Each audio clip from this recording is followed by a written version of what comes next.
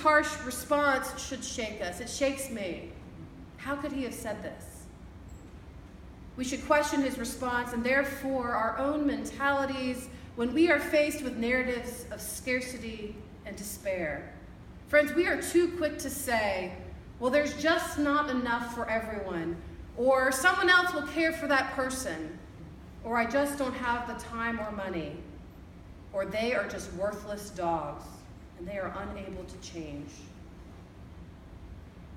As shocking as it might seem to see Jesus this way, it is in Jesus' response to this grieving mother that we see our own inclinations to restrict God's intent to restore life to all.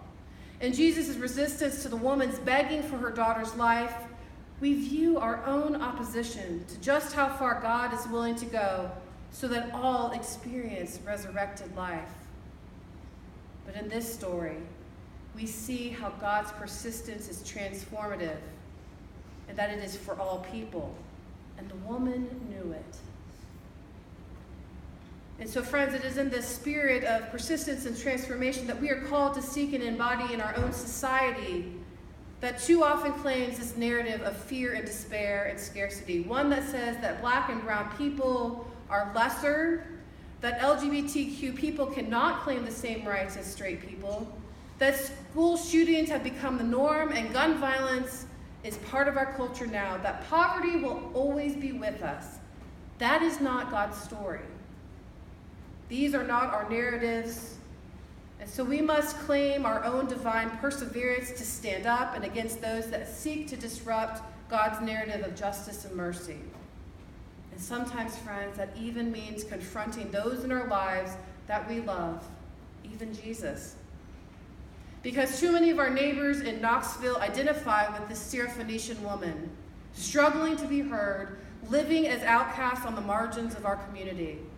Too many are begging for justice or have simply given up and accepted that they are only to be treated as dogs forever. Too many are plagued by demons of mental illness, poverty, addiction, with nowhere to turn to. And too many of us are complacent, quick to turn a blind eye to the problems that are around us. And we have forgotten that God has made us a resilient people that could look Pharaoh in the eye and say, "Let my people go." It is this woman's persistence that we are trying to embody in our call as Christians every day and in our work of Justice Knox, this shared ministry between your church and mine and about 20 other congregations throughout Knoxville. Unlike this woman, we are not alone. We have each other. We have claimed God's Spirit that binds us together. And we must claim this woman's boldness and persistence as our own. We cannot allow rhetoric from our politicians to divide or destroy us because of something they don't like that we said. We continue to push them just as the Syrophoenician woman did, seeking to transform our community into a place where all people know the abundant love of God. And so we are getting ready to prepare for our third year of Justice Knox, and we're getting ready to kick off the listening process next week with house meetings all across Knoxville. Who has attended a house meeting before?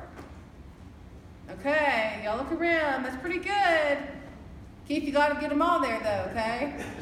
How many of you are team members or team leaders? Okay, there should be like a dozen, or not quite a dozen. Okay, raise them high. Those are the people that are supposed to invite you to their house for a house meeting. If you're not invited, I'm going to tell Keith to go out and invite you to come to my house even. And if you are one of those team members, I know John is out of town, so I'm reminding you now. Here's my plug for Justice Knox for a minute. We have a team assembly this coming Tuesday, September 11th at New Hope Missionary Baptist Church in East Knoxville for the listening process kickoff. And if you're a network member, go ahead and file this date away. And get your phone out even. I'll allow you to get your phone out for once in worship. Put in your calendar that the Nehemiah action for 2019 is going to be May 6th. Okay? And that is when we need your whole congregation, my congregation, all these congregations, to come out to support and build power.